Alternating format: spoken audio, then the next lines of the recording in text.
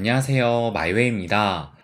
보시는 것처럼 이 암호화폐 시장이 뭐 여전히 좀 붉게 물들어 있기는 하지만, 그런데 뭐 이 상승폭, 하락폭을 보시면 뭐 0.16, 0.31, 뭐 XRP 같은 경우는 지금 0.71% 상승을 하고 있는데, 뭐 그렇게 이 등락폭이 그렇게 크지 않다라는 것을 알 수가 있어요. 그러니까 그만큼 어느 정도 이 변동성이 좀 잦아들고 지금은 좀 소강 상태로 좀 접어들었다라고 좀 보여집니다. 그렇다면 전체적인 장 분위기는 어떨까? 그것도 한번 보면, 보시는 것처럼 어제 이 미 증시는 이렇게 이 하락보다는 상승한 종목이 훨씬 좀 많았다라는 것을 알 수가 있어요. 그리고 또 이 빅테크들의 기술주들이 하루 만에 다시 좀 상승세를 보이면서 또 그 분위기가 반전됐다라는 것을 알 수가 있습니다.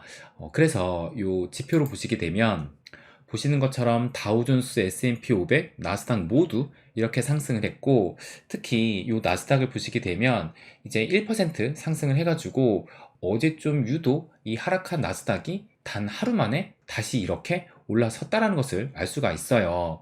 그래서 이 유럽 증시를 봐도 뭐 상승한 국가, 하락한 국가 뭐 반반씩 좀 섞여 있는 것 같고, 요 빅스 지수, 공포 지수를 보시게 되면 또 어제 하루 동안에 2%가 하락이 되면서 이제 13포인트 중반대까지도 떨어졌다라는 것을 알 수가 있습니다. 이 빅스 지수의 장기 평균 값이 20이라고 제가 말씀을 드렸는데, 지금 그보다도 훨씬 더 떨어져 있어가지고 지금 뭐 역대급으로 계속 이 공포지수는 하락하고 있다는 것을 알 수가 있어요. 그리고 어제 이 종목에서 좀 눈이 띄었던 게, 보시는 것처럼 이 테슬라가 또 어제 하루 동안에 무려 4.5%가 상승을 하면서 이제는 230달러 위로도 올라섰는데, 그러다 보니 이 기사를 보시게 되면 테슬라 거침없는 질주 10일 연속 랠리를 펼치고 있다라고 하면서 어디까지 오르나라는 이런 기사가 또 나왔습니다. 그러니까 이 테슬라가 10일 연속 오르면서 어떻게 보면 진짜 무서운 상승세를 보이고 있는 것인데, 그래서 이 기사를 보면 지금 뭐 어디까지 오르나 했는데, 또 요것을 보시게 되면 어제 장 마감을 하고 폐장 후 이 시간의 거래에서 보시는 것처럼 또 무려 5%나 상승을 해가지고 이제는 246달러까지 올라섰다라는 것을 알 수가 있어요. 그래서 진짜 이 명불허전이란 말이 요즘에 이 테슬라한테 좀 어울리지 않을까라는 좀 생각이 드는데, 그런데 뭐 전에도 말씀드렸지만 이런 상승 랠리를 펼치고 있는 주된 이유 중에 하나로는, 보시는 것처럼 이 테슬라의 전고점은 뭐 거의 400달러 선인데 이제 한 234달러 정도 올라왔으니까 이제 조금 반을 넘게 올라선 것이고, 앞으로 가야 할 길도 지금 가격에서 거의 2배 가깝게 상승을 해야 또 전고점을 가는 것이기 때문에, 아무래도 좀 상대적으로 뭐 최근에 애플이나 엔비디아가 전고점을 돌파했는데 이 테슬라는 이런 상황이다 보니까 이 저평가에 대한 인식이 좀 강해지면서 지금의 강한 상승이 나오고 있다라고 좀 보여집니다. 그래서 지금 뭐 전반적인 이 미국의 빅테크들이 좀 강한 모습을 보여주고 있는데, 그러다 보니까 또 오늘 기사에서 많이 언급된 것 중에 하나가 이 S&P 500이 강세장에 공식적으로 진입을 했다라는 이런 기사가 또 오늘 나오더라고요.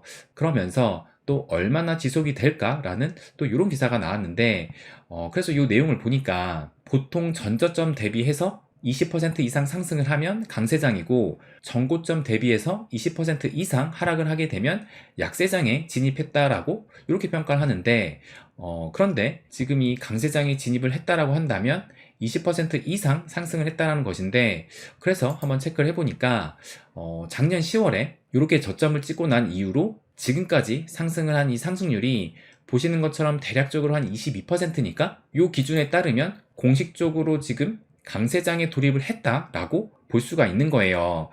그런데 지난 약세장의 또 특징 중에 하나가, 또 여길 보시게 되면 이번에 이 약세장은 248일 동안 지속이 됐는데, 그러니까 뭐 1년이 채 지속을 하지 못한 것인데, 그런데 이것은 1948년 484일 동안 지속됐던 약세장 이후 최장기의 이 약세장이었다라고 합니다. 그러니까 작년에 그 약세장이 어느 정도 역대급의 약세장이었다라고 볼 수가 있는 거예요. 그리고 또 기사를 마저 보면, 문제는 앞으로 강세장이 얼마나 지속될 것이냐인데, 여기 보시면 1932년 이후 미국 증시에서 강세장은 평균 5년 동안 지속이 됐다라고 해요. 그리고 또 가장 긴 강세장은 글로벌 금융위기 이후, 그러니까 2008년 이후 시작된 2009년 강세장인데, 이 강세장은 2009년 3월부터 시작돼서 코로나 위기가 오기 직전인 2019년까지 약 10년 동안 지속이 됐다라고 합니다.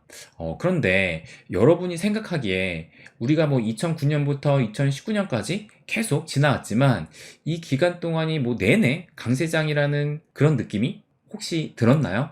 그리고 지금도 이제 뭐 강세장이 진입했다라고 하지만 솔직히 지금 우리가 강세장이라고 실질적으로 느끼지는 아마 못할 것이라고 저는 생각을 합니다. 그러니까 이 강세장이라는 것도 어떻게 보면 지나고 나서 보니까 강세장이라는 것을 알게 된다는 거예요. 또 그도 그럴 것이 뭐 매일 뭐 불안한 뉴스도 나오고 또 강세장이라고 해서 매일 상승하는 것도 아니기 때문에 더더욱 이 강세장의 느낌은 못 느끼지 않을까 생각이 듭니다.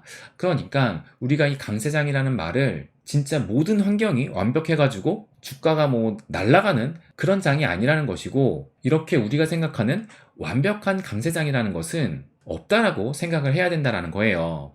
그리고 뭐 지금도 여전히 이 경기 침체에 대한 우려가 있는데, 그런데 제가 뭐 예전 영상에도 말씀드렸지만 이 경기 침체 얘기는 뭐 작년부터 꾸준히 나왔던 것이고, 그래서 작년의 기사를 지금 이 시점에 읽는다 하더라도 전혀 어색한 것이 없다라고 말씀을 또 드리기도 했습니다. 그래서 이렇게 맨날 언론에서 떠드는 이 경기 침체에 대해서 너무 두려움을 갖지 말고, 그래서 혹시 이 경기 침체로 인해서 바닥갈 가능성이 있나, 이것을 하나의 기준을 만들어서 그 기준을 계속 지켜보자라고 그렇게 또 말씀을 드렸습니다.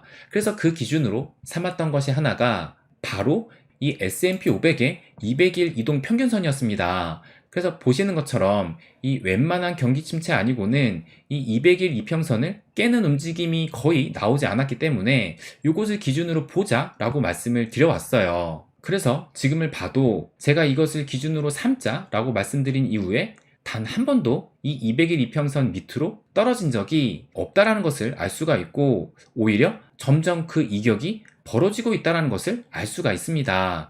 거기에 여전히 이 상승 추세선 안에서 움직이고 있다는 것을 알 수가 있어요. 그러니까 어떻게 보면 전 세계의 이 자산 시장을 좀 주도하는 이 미 증시는 잘 가고 있다라고 볼 수가 있습니다. 그렇다면 이 암호화폐 시장의 기준으로 삼자라고 말씀드렸던 것은, 이 차트를 보시면 이 비트코인 같은 경우는 이 200주 이동 평균선을 보자고 또 말씀을 드렸어요. 그 이유도 마찬가지로 이 200주 이동 평균선을 웬만해선 이렇게 좀 깨는 흐름이 잘 안 나왔기 때문에 이것을 기준으로 보자라고 말씀을 드렸는데, 그렇다면 지금의 상황을 보게 되면 작년이 크립토 윈터 기간 동안 이렇게 이 200주 이동 평균선 밑으로 떨어졌다가 올해 3월에 이렇게 올라서고 지금은 계속 다시 이렇게 하락을 하고 있지만, 보시는 것처럼 지금 거의 이 200주 이동 평균선 그 선에 딱 맞닿아 있다는 것을 알 수가 있습니다. 그러니까 최근에 이 SEC가 거래소를 고소를 하면서 이 200주 이동평균선 지지까지 좀 위협을 받고 있다라고 볼 수가 있는 겁니다. 그런데 제가 뭐 어제도 말씀을 드렸지만 이 SEC의 거래소 관련 악재는 시간이 지나면 또 해결될 것이라 생각을 합니다. 뭐 정확히 말하면 해결된다라기보다 뭐 지난 루나 사태나 FTX 사태 마찬가지로 어느 정도 무뎌질 거예요. 그렇다면 지금 이 미 증시는 이렇게 잘 가고 있는데, 지금 이 비트코인을 중심으로 해서 이 전체적인 암호화폐 시장은 약세를 보이고 있다는 것은, 제가 항상 드리는 말씀 중에 결국 이 자산 시장은 뭐 시차를 둘 수는 있지만 결국에는 함께 갈 것이다 라고 말씀을 또 드려왔습니다.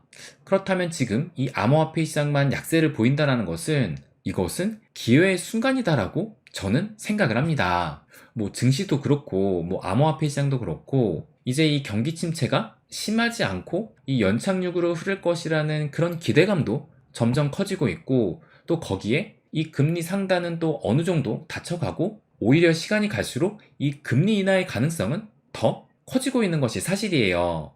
거기에다가 또 내년에는 이 미국의 대선이 기다리고 있습니다. 그러니까 뭐 하나하나 따지자면은 떨어질 뭐 요인들도 있겠지만 전체적인 큰 흐름을 볼 때 오히려 상승할 요인도 꽤 많이 보인다라는 것을 잊지 않아야 된다라고 생각을 합니다. 그래서 제가 생각하기에는 언제 올지도 모르는 이 블랙스완의 바닥을 잡겠다고 기우제를 지내면서 무포지션으로 있는 것보다 설령 내가 사서 좀 떨어져서 어느 정도 손해를 본다 하더라도 그 손실을 감당할 만한 좀 배포도 키우고 분할 매수로 대응을 해가면서 평단가를 낮춰가는 것이 이것이 더 합리적이지 않을까라고 저는 생각을 합니다.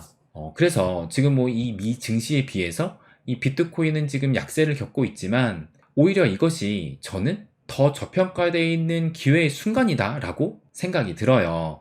그리고 또 이 XRP도 좀 살펴보면 보시는 것처럼 유독 이 XRP는 다른 코인에 비해서 그래도 최근 강한 모습을 좀 보이고 있는데, 그래서 제가 어제 이 회원방에도 공유를 했지만 이 XRP는 여전히 그 힘이 살아있다라고 좀 보여집니다. 그래서 제가 이 두 개의 차트를 공유를 했는데, 그래서 요거보다 직접 이 차트를 좀 보여드리면, 제가 지난주에 이 주봉 마감이 좀 중요하다라고 말씀을 드렸는데, 그 이유가 올해 이렇게 상승을 하고 나서 이 XRP가 주봉 기준으로 해가지고 이 0.52달러를 아직 한 번도 넘어서지 못했다라고 말씀을 드려서 요것을 좀 넘어서는 움직임이 나와야 된다라고 말씀을 드렸던 거예요. 그런데 실제로 지난주에 이 주봉 마감을 앞두고 또 가까스로 이렇게 또 올라서는 움직임이 나왔어요. 또 그러고 나서 또 며칠 만에 또 이 현충일 빔 때문에 보시는 것처럼 이렇게 하락을 해가지고 또 한때는 이 0.50달러도 깨지긴 했지만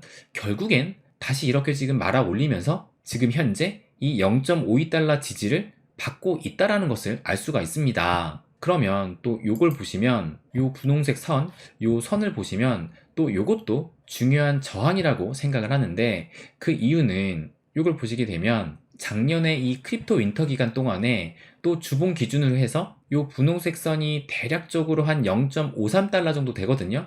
정확하게는 0.534 정도 되는데, 단순화해서 본다면 대략적으로 0.53달러를 아직까지 주봉 기준으로 단 한 번도 넘어서지를 못했습니다. 그래서 이번 주 주봉 마감을 이 0.53달러 이상에서 마감을 한다라면 아무래도 이 상승하려는 힘이 계속 좀 누적되고 있다라고 해석할 수 있다라고 봅니다.